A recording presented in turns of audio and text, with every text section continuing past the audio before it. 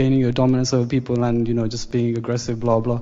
But, I learned that the power is in alignment. It's like you feel like you can do anything in there, and then your power, it's the power of what? The power of alignment, the power of having the energy that creates worlds at my fingertips, not the power to push against someone, not the power to defeat someone.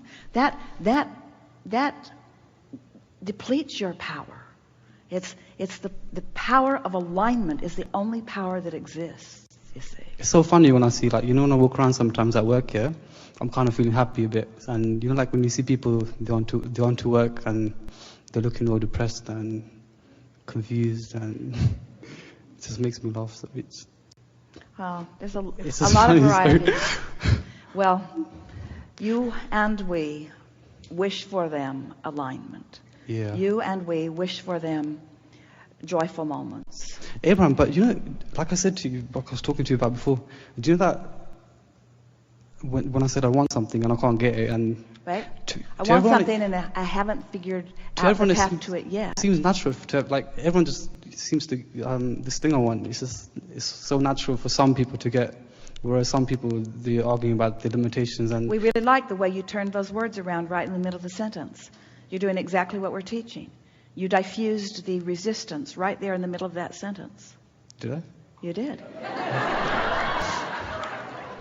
By acknowledging that it's not all people, it's some people, and that they don't need some people, and they don't need to do it all the time. They do it some of the time. In other words, what's funny is that some people can get something so easily, yeah, whereas other people have to work for it again, really, really hard, and you just get all these different types. Well, that's what we were talking about. The ease comes with. If it's hard, it's because of self-imposed resistance.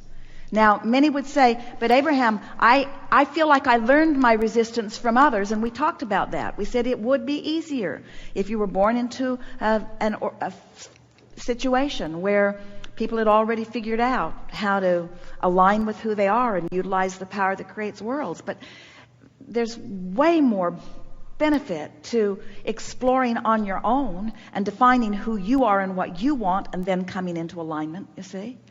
There's no downside to any of this. You just have to figure out how to tell the story so that it's of benefit to you. One last thing, yeah. Do you know, since I've learned about all this, yeah, I do a lot less action.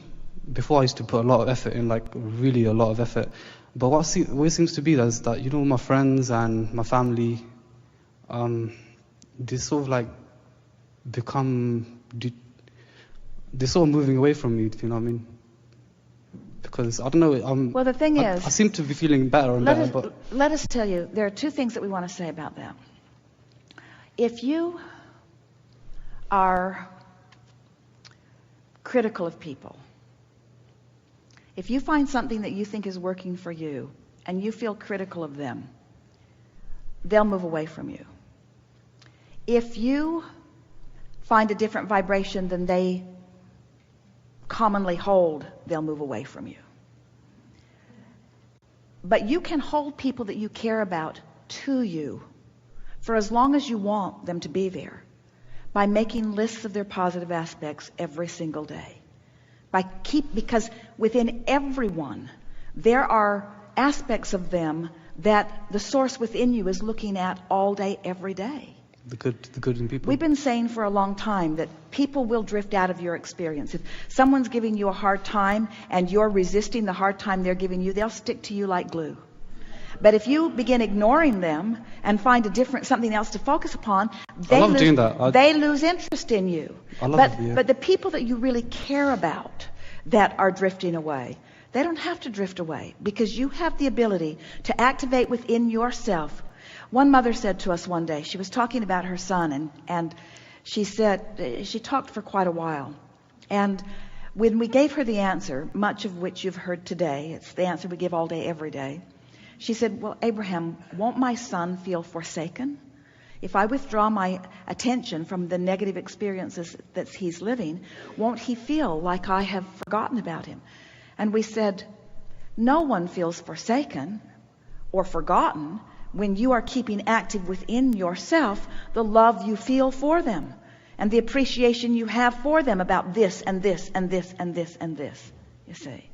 Law of attraction will sort it out. But law of attraction just doesn't sort out people and put those over there and those over there and those over there. Law of attraction sorts out characteristics of people.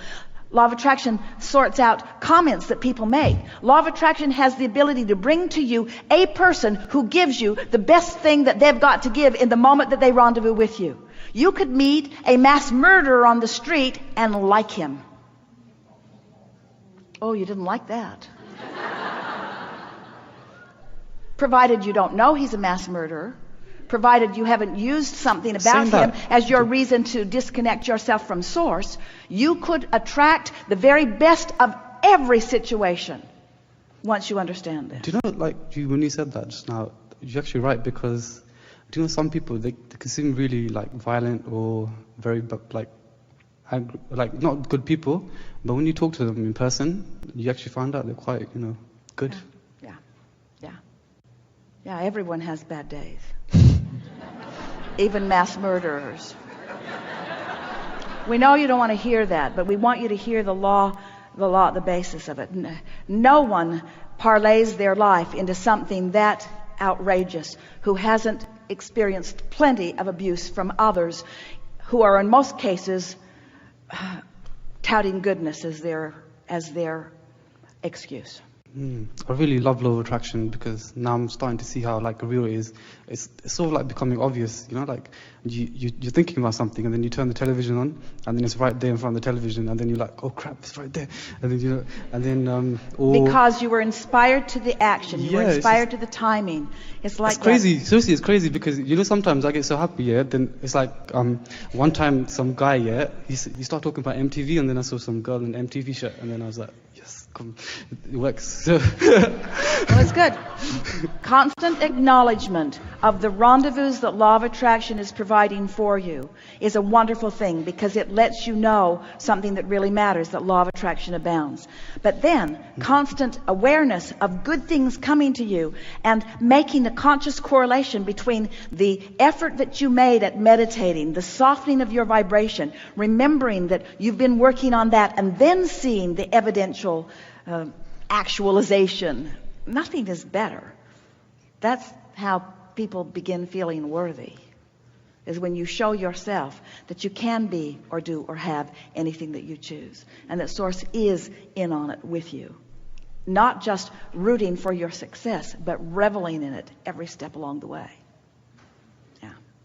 Abraham, Napoleon Hill talked about this chapter in that book Think and Grow Rich about sexual transmutation.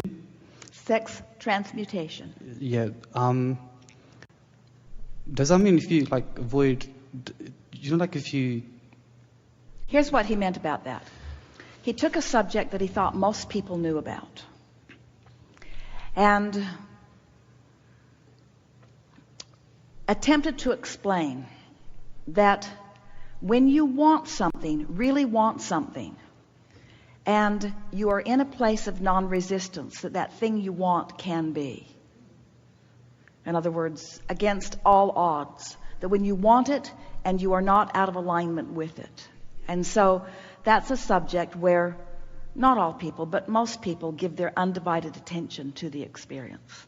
And in doing so, have a result that they are looking for. Why is that such a powerful thing, that subject in particular? Why is it all around the media, and just seems like my friends, that's all they want to talk about. We're surrounded by imagery of that. Well, part of it is because the perpetuation of your species depends upon that inclination. So it's an inclination that is inspired from broader perspective. So it doesn't matter how many laws and rules that man conjures to try to get in the way of it. It's sort of like the voting lines in Florida. It doesn't matter how many obstacles got in the way. People wanted it more than they didn't want the struggle. And so it's about that. There is this, you are born with this impulse. It's just there, and it's powerful. You are also born with the impulse to thrive and with the impulse to love. And that's really what Napoleon Hill was attempting to say. When these impulses that you understand, like the impulse for sexuality, like the impulse for sex, when you understand the natural properties of that, and you understand that you have other natural properties, like... It's kind of distracting though. It's like, it feels too distracting though, because say if I'm doing something, like I'm working on something, that impulse kind of distracts me, if you